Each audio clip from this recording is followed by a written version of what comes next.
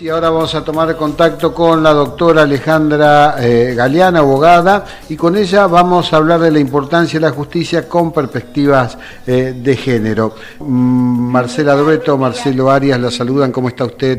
¿Cómo están? Un gusto estar conectada con ustedes. ¿Cómo les va? Hola, un gustazo para nosotros también, teniendo en cuenta las noticias que surgen día a día y en cualquier horario respecto a la violencia de género y una justicia que tendrá que ayornarse a los nuevos tiempos, a las necesidades de las mujeres, dejar de criminalizarlas y alguna vez ponerlas en lugar de víctimas.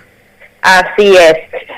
Bueno, cuando a mí me llamaron para conectarme hoy, yo pensaba, viste, en cómo encarar el tema, porque siempre cuando suceden cosas nuevas o estereotipos nuevos que tenemos que asumir como sociedad, es muy difícil poder implementarlos, porque lo que yo siempre digo es que si bien existen leyes, existen tratados internacionales que así lo avalan, pero en la práctica es muy difícil, ya sea para hombres o para mujeres, ¿no es cierto? Es muy difícil poder implementar esto de lo que es la perspectiva de género, porque muchas veces hablamos de perspectiva de género y a mí me encantaría que la gente diga si entiende lo que es en sí la perspectiva de género. Claro, tal cual, hay muchos que no lo entienden. No, porque no lo entienden, entonces partimos de la base ¿No de lo entienden estamos... o no quieren dejar el lugar de bienestar del machismo? Porque, a ver, con la ley Micaela todavía hay muchos jueces fiscales que no incorporan la figura de femicidio al investigar. No, pero por supuesto es un trabajo muy fino y constante, pero me parece que lo primordial es entender de qué estamos hablando cuando hablamos de perspectiva de género, y entender que la perspectiva de género es una herramienta conceptual que lo que busca mostrar o demostrar en realidad es que la diferencia entre hombres y de mujeres no se determina solo por una condición biológica, sino que esa diferencia se da en diferencias culturales asignadas a los seres humanos por esta misma cultura. Entonces, entendiendo que esto realmente es la perspectiva de género, tenemos que empezar como sociedad a ver realmente cómo nos paramos frente a ello. No sé si me explico. Esta perspectiva de género lo que buscamos cuando hablamos de perspectiva de género es tratar de analizar cómo la sociedad entiende la diferencia entre hombres y mujeres, porque todos sabemos que, no sé, a modo de ejemplo, la mujer siempre cómo se vio, en un cuidado de hijos y de familia y de casa.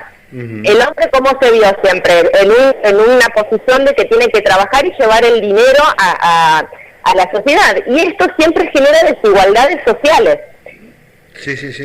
Entonces, o sea, me parece que es importante entender que cuando hablamos de perspectiva de género, estamos hablando de estas diferencias culturales y de poder replantearnos, que yo siempre es lo que digo, de poder replantearnos de cómo fomentar esta perspectiva de género. ¿Cómo lo hacemos? No sé, se me ocurre poniéndole freno al sexismo, poniéndole freno a rotular tareas de mujeres y de hombres.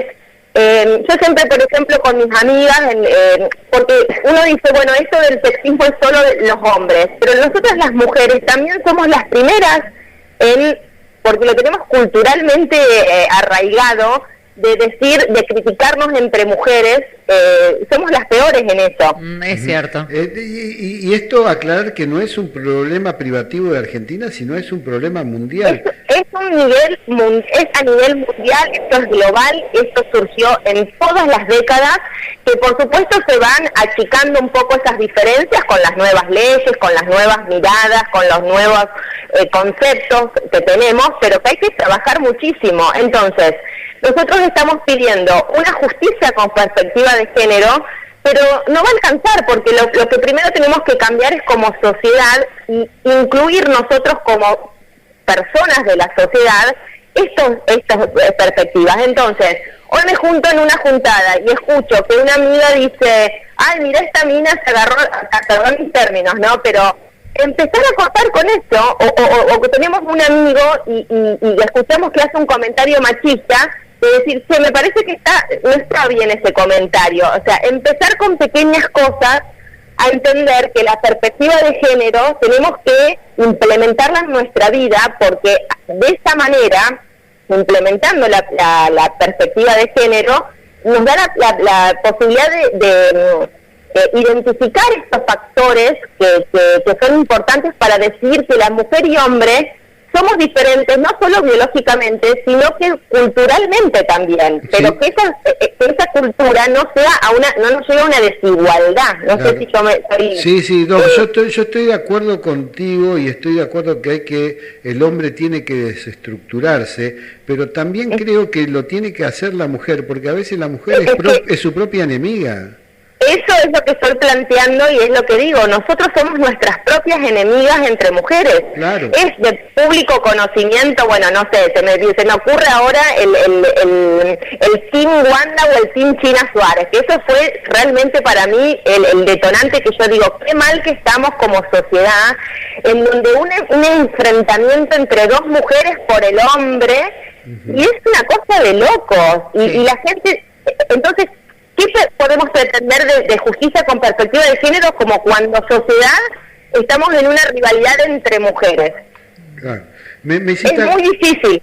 Me hiciste acordar del caso muy resonado de Ivana Rosales, que fue parte de un intento de femicidio por su marido. Él fue condenado, se fugó, salió, violó a las hijas, una de las hijas se suicidó y Ivana después termina muriendo por la secuela de aquel ataque, ¿no? Y sí, es que todo tiene que ver con la otra. Y también entender que juzgar con perspectiva de género, que falta muchísimo, que si bien como vos dijiste, Marcelo, la ley Micaela lo establece, pero falta mucho camino en los tribunales, no solo de Rafaela, sino en el de todo el país, de que jueces tomen la iniciativa de esto de juzgar con perspectiva de género, pero explicar también que juzgar con perspectiva de género no significa darle siempre razón a la mujer, como también escucho por ahí, o siempre escucho, la mujer por ser mujer hoy en día hace una denuncia y listo, ya es víctima, ya se le da todo. No es esto juzgar con perspectiva de género. Juzgar con perspectiva de género es poder identificar estos factores estructurales que generan ventajas, no sé, políticas, económicas, sociales, estructurales para las mujeres, que le impiden alcanzar la igualdad sustancial de su derecho.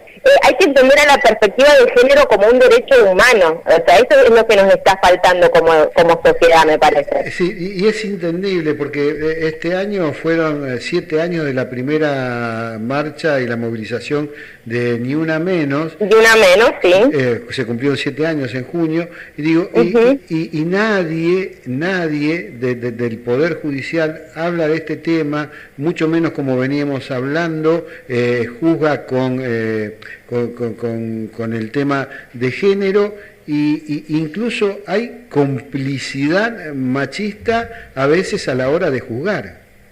Sí, tal cual, no siempre son todos, pero es la mayoría, pero a mí me parece que es un trabajo que yo siempre lo que recalcamos, yo formo parte de Florentina, que es una ONG que se dedica a la violencia de género, y siempre nuestra manera de trabajar es decir, que acá no sirve trabajar separadamente, acá lo que tenemos que hacer es trabajar todos articuladamente, tanto Poder Ejecutivo, Legislativo, Judicial, sociedad en sí, escuela, o sea, todos tenemos que hacer un trabajo porque estamos cambiando, o sea, lo que estamos tratando es cambiar estereotipos muy arraigados que a nivel mundial, a nivel historia, siempre surgieron. Entonces, es muy difícil poder cambiar eso, pero no es imposible, pero también entiendo que si no se trabaja articuladamente, no se puede lograr. Alejandra, cuando empezamos a hablar de violencia de género, empezamos a ver que teníamos que, como en una palabra, en un resumen, educar al hombre para que esto no suceda. Y vos al principio decías que a veces las mujeres mismas somos las que nos estamos en contra de nosotras mismas. ¿Cómo hacemos para educar? ¿Cómo hacemos para cambiar a esas mujeres, educar a esas mujeres que hacen esos comentarios que por ahí no son apropiados? Y bueno, eso es lo que yo, por ejemplo, le planteaba. Yo no solamente, empezar con cosas mínimas, de decir, bueno, estamos en una reunión, no sé, Día del Amigo que fue hace poco, y y me incluyo porque yo también lo he hecho, con el tiempo y con mi trabajo fui tratando de cambiar un montón de actitudes que en su momento yo las hacía pensando que estaban bien o naturalizando que están bien, y empezar a cortar, decir, bueno, a ver, yo escucho un comentario que a mí me parece que no está bueno, empezar a exponer estas situaciones y a traerlas a la mesa, decir, che, me parece que no está bueno que digas eso, porque me parece que no va por ese lado. Por supuesto, no hay personas que piensan como piensan y va a ser muy difícil cambiarlo, pero me parece que tenemos que empezar con las cosas mínimas de decir, bueno, no sé, por ejemplo, conozco gente que estaba en contra totalmente de la educación sexual integral, sí, en donde decía, yo no voy a permitir que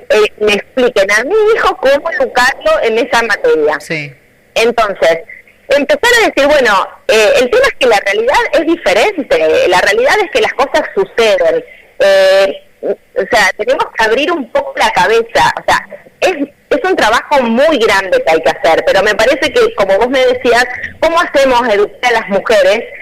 Yo pienso que tenemos que empezar con cosas pequeñas, es decir, primero replantearnos cómo queremos vivir en sociedad, porque siempre, viste, es más fácil juzgar al otro y cuando uno mismo está haciendo tomando esas actitudes que están fuera de lugar, es muy difícil salir de eso. Pero por eso me parece que empezando con esas pequeñas cosas de decir, bueno, che, me parece que lo que estás diciendo no está bueno, exponerlo en una situación grupal, no para dejarla mal parada, pero sino para poder empezar a hablar sobre el tema, porque a mí me parece que no se habla sobre el tema. Sí, se va a hacer muy difícil cambiar, sí, culturalmente en el ámbito de la administración de justicia, en donde hay una subrepresentación de mujeres y nula representación incluso del LGBTI.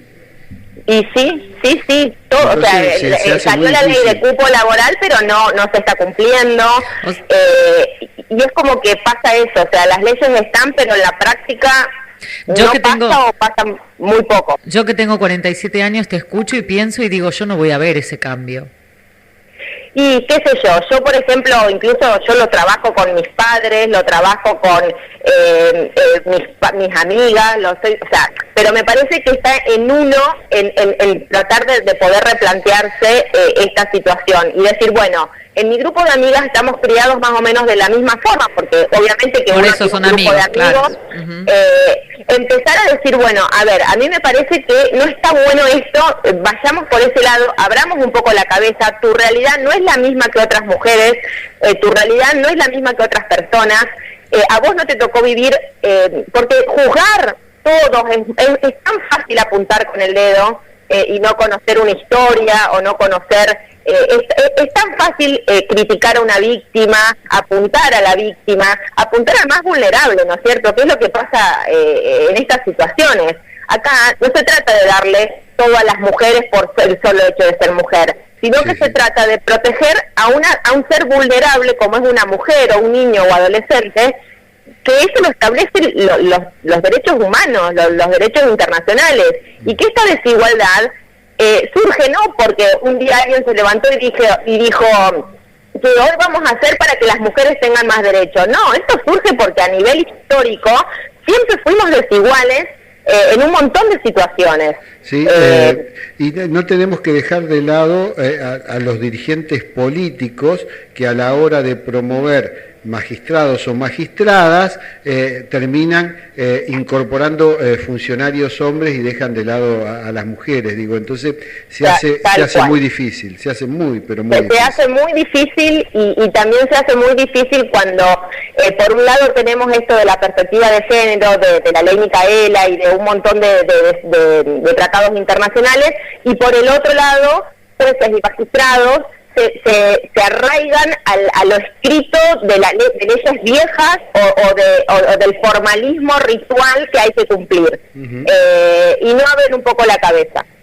Lo último que te quiero preguntar yo es acerca de esto que plantean ese grupo de hombres SOS Hombres, ¿viste? Que dicen que solamente cuando una mujer hace una denuncia ya está, por el solo hecho, lo que decías un poco vos recién, que por el solo hecho de ser mujer ya se les cree y listo. Bueno, hay algunos aquí, incluso en nuestra ciudad, hay personas que están realizando marchas y demás por familiares que los tienen privados de su libertad por denuncias de este tipo que dicen que no son verdaderas.